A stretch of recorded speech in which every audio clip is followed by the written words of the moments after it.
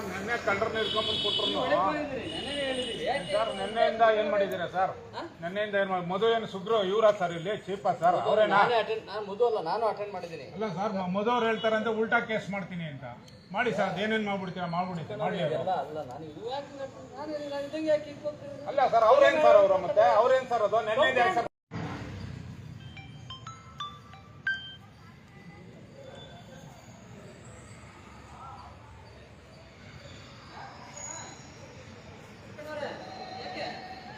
ನಿನ್ನೆ ಕಳ್ಳರನ್ನ ಇಟ್ಕೊಂಡ್ಬಂದು ಕೊಟ್ಟರು ಸರ್. ನಿನ್ನೆಯಿಂದ ಏನ್ ಮಾಡಿದ್ದೀರಾ ಸರ್?